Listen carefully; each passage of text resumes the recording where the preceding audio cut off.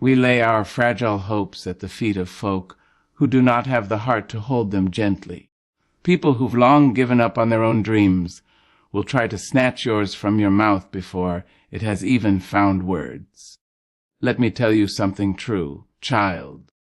Some folks don't want to see you dream because your dreaming reminds them that they stopped. And instead of getting back up to pursue what they lost, they'll try to convince you that dreaming is foolish, that your vision is too big, too strange, too far from what they understand. But just because they can't see what you see doesn't mean your eyes are lying. It just means your vision came from God and not from them. Oh, and it's tempting, I know it is, to share it, to speak it. You get so excited. The dream is burning in your bones and you want the world to know. You want someone to say yes. I see it too. But let me tell you this, applause is not confirmation. Echoes are not evidence. And validation from men is not the voice of God. In the book of Genesis, young Joseph had a dream, a vision that he would rise, that others would bow, that he would be lifted by divine purpose. But Joseph made the mistake of sharing that dream with people who didn't love him enough to celebrate it. His own brothers, flesh of his flesh, grew jealous. They despised his calling, and before long they stripped him of his robe, threw him in a pit, and sold him into slavery. Now, the dream still came true, yes, because what God has spoken will not return void. But had Joseph kept it between himself and the Almighty a little while longer, perhaps he wouldn't have had to learn so much pain before his purpose arrived. Sometimes, child, your silence can save you from betrayal. There are people walking among you with ears but no discernment, eyes but no revelation, hearts that beat, yes, but only for their own desires. And you think they'll rejoice when you rise. You think they'll clap when you win. Some will, but others will try to pull your wings off before you ever take flight. So keep it to yourself, not out of fear, but out of reverence. Guard it like the pearl that it is. Pray over it, write it down, plant it deep in the soil of faith, and let God water it in secret. When the time comes, when the fruit is ripe, you won't have to announce a thing. The harvest will speak for itself. Understand, too, that the dream is still forming. It is still growing inside of you. And when something is growing, it is vulnerable. You wouldn't pull a flower out of the earth before it blooms just to show someone the roots, would you? Then why, oh why, would you expose your purpose before it's strong enough to stand? You must protect the dream the way a mother protects the womb, with intention, with quiet strength, with a knowing that what's inside you is destined to change the world. You don't need to post it. You don't need to preach it. You need only believe it. And walk like you already know. It is so. Don't let their disbelief become your delay. Don't let their laughter become your limit. Your dream does not need their permission to live. It only needs your obedience. That's it, that's all. And if, on a lonely day, you begin to wonder, am I crazy to believe this? Remember that every great revolution began in one quiet heart. Every mighty movement started with one person who dared to say, yes, to God when no one else could hear the call. So, my love, hold that dream close. Swaddle it in prayer.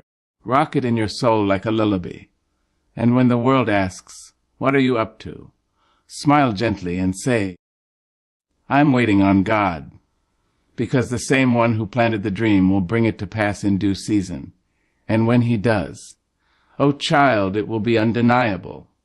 And all the people who questioned you, who rolled their eyes and whispered behind your back, they will be the ones asking how you did it. And you, full of grace, clothed in purpose, you'll look up to heaven and say, it wasn't me, it was the Lord. So hush now. Don't be in a rush to reveal. Don't trade sacred things for shallow praise. Keep your dream under God's wing. He will unveil it when it's ready. And when he does, the world will marvel. But you will already know. because God whispered it to you first, and that was always enough.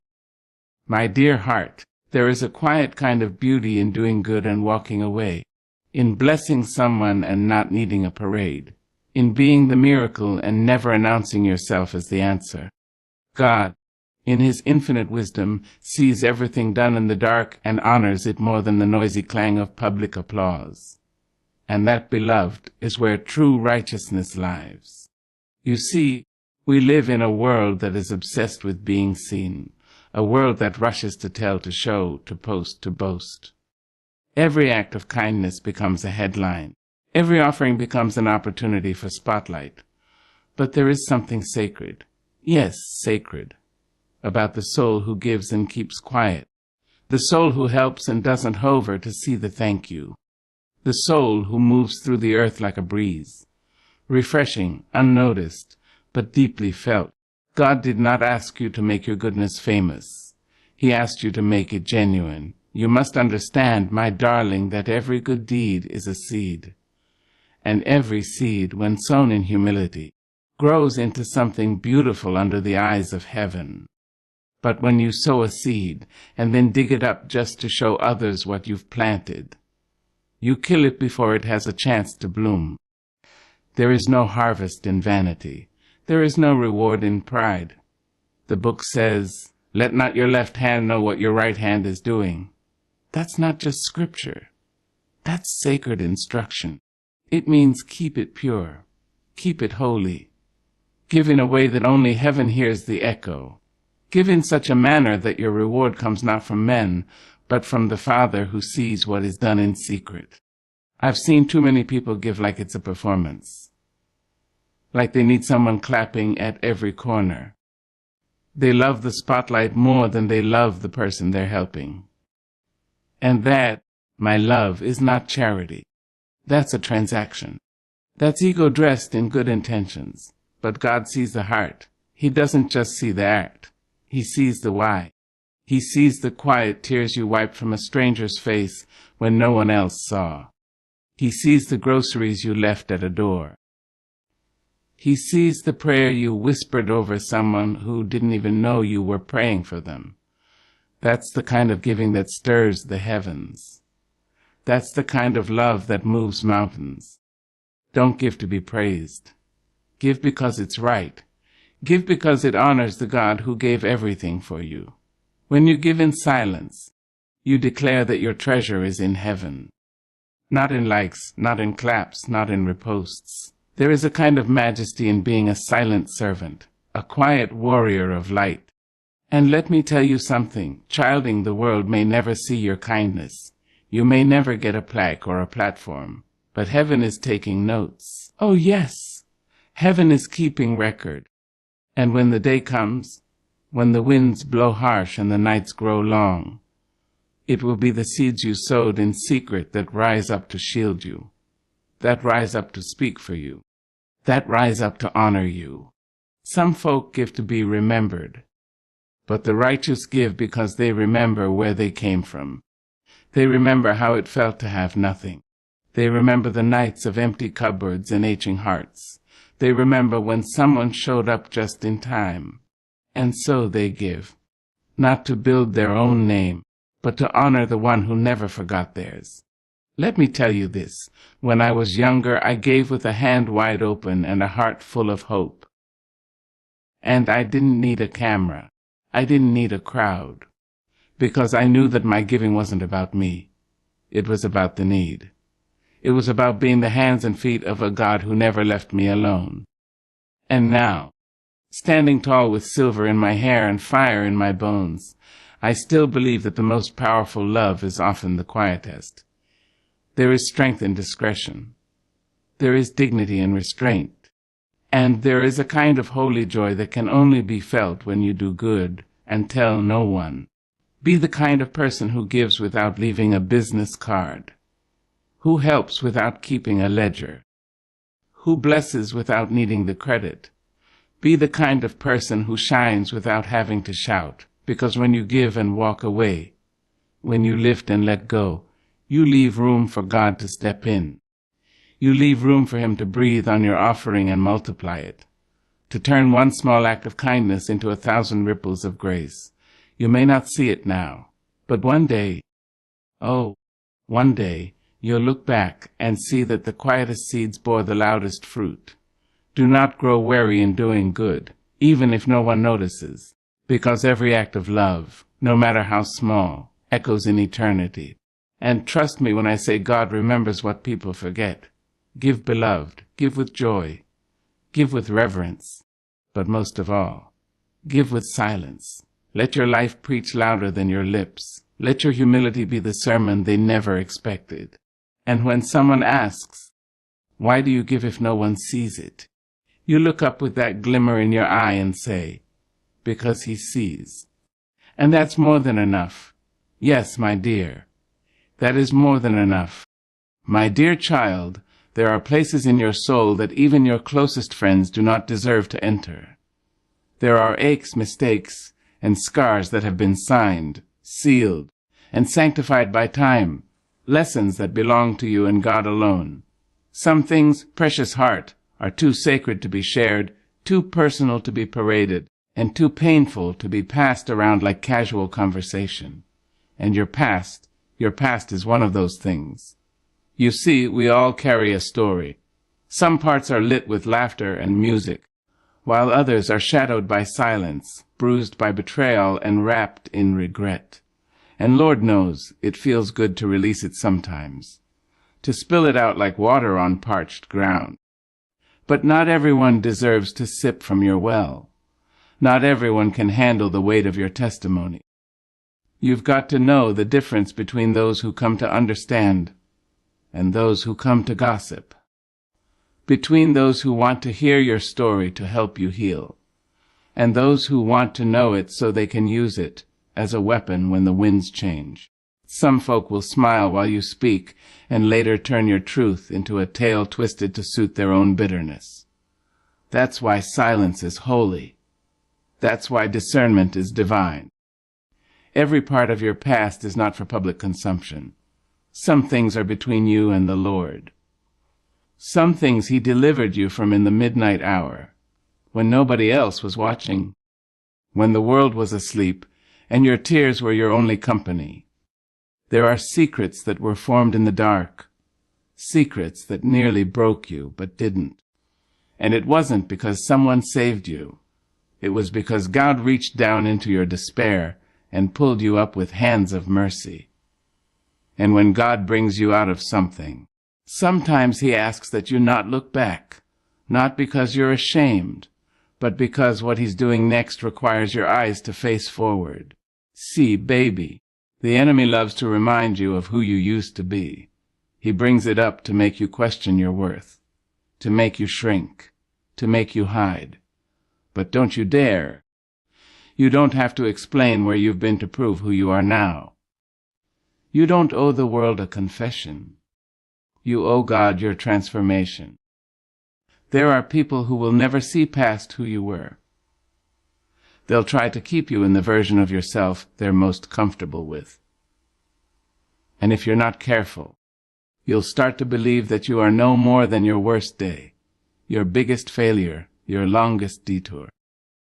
But listen to me, and listen well. You are not your past.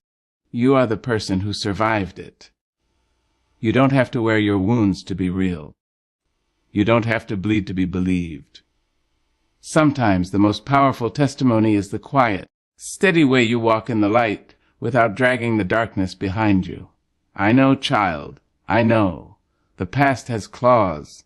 It tries to cling to you when you sleep. It shows up in conversations you didn't expect.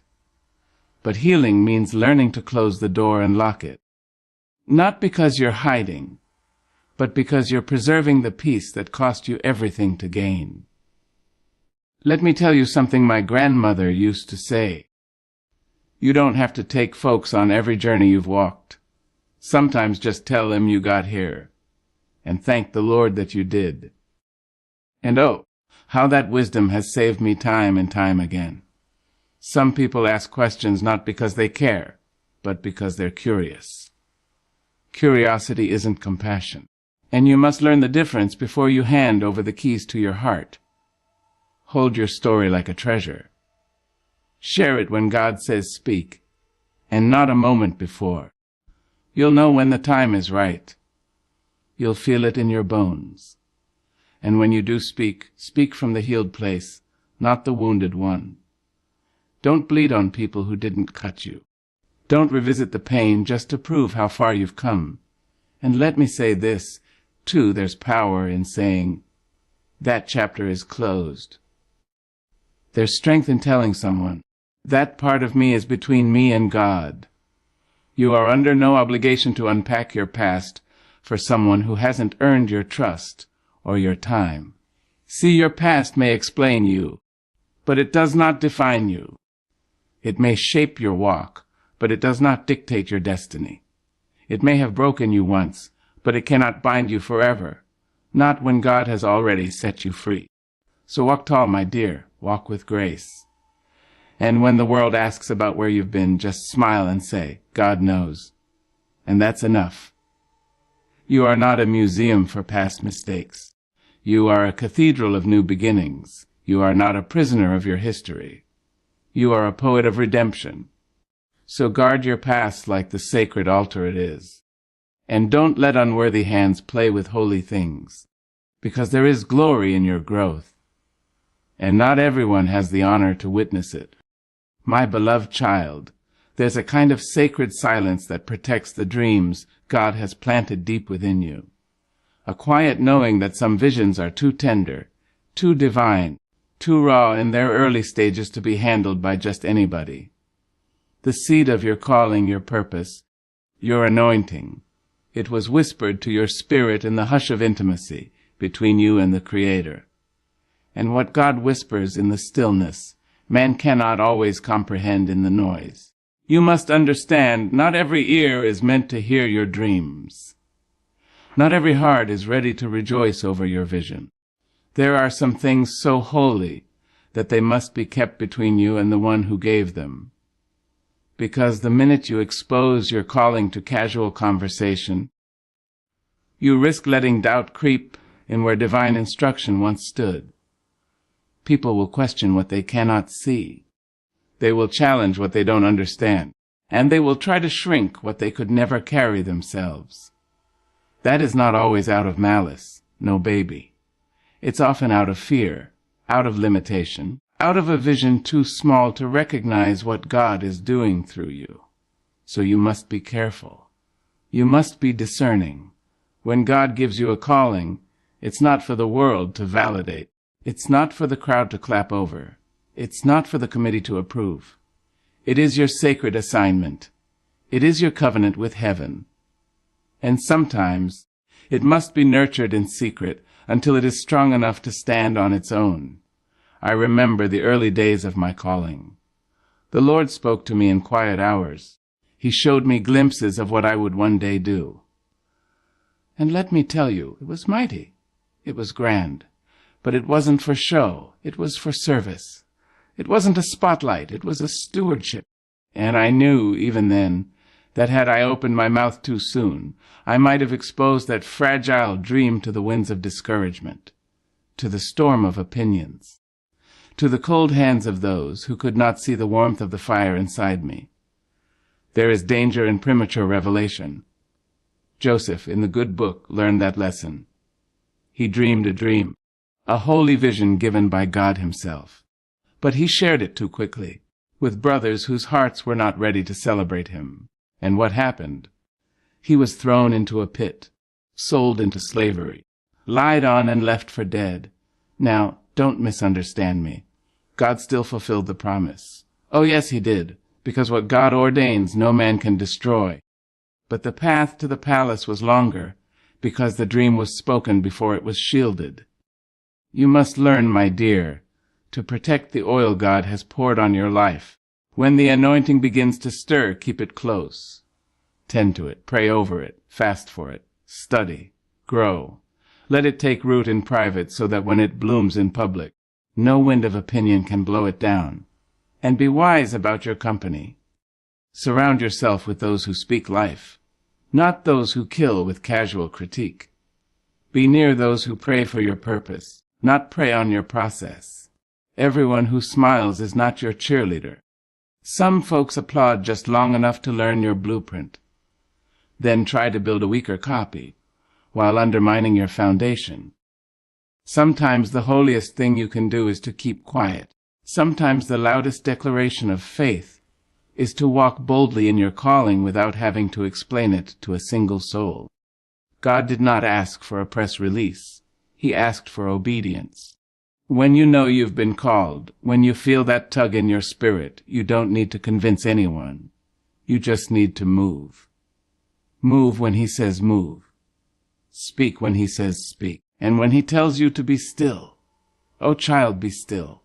Because that stillness is not inaction. It's incubation. It's preparation. It's divine strategy unfolding.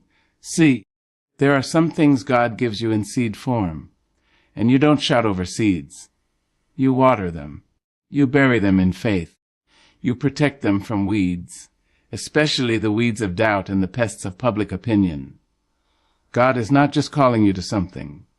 He's forming you for it, and formation takes time. Don't rush to unveil what is not yet ready. Let the fruit mature. Let the roots go deep. Let your soul be anchored so that when the time comes, you will not only step into your purpose, you will sustain it. I've seen too many good people, gifted people, anointed people, crumble under the weight of a calling they exposed too soon, because when the heat came, they hadn't developed the endurance. When the crowd turned, they hadn't built the character. And when the storm hit, they hadn't yet formed the faith to stand. So protect your calling, child. You don't have to advertise the fire God lit in you. The world will feel its warmth in time. But until then, keep the flame burning in secret. Let it mold you, refine you, teach you how to trust him, not the applause. And don't you worry if others don't understand. It's not their vision. It's not their walk. It's not their assignment. What God whispered to you in the womb, they may never grasp. That's all right. You just keep walking. Keep believing. Keep building. Because there will come a day, oh yes, it will come, when what you've carried in silence will speak for itself. When what you've guarded in private will rise like the sun and shine so bright. Even your doubters will have to shield their eyes. So hold on, baby. Hold on to the calling. Hold on to the promise. Hold on to the voice that called your name before the foundation of the world. And when someone asks, why didn't you tell anyone? Just smile gently and say, because God was still writing the story, and I didn't want to interrupt him. You are his masterpiece, still unfolding. Let him finish what he started, in the quiet, in the shadows, in the sacred stillness of becoming.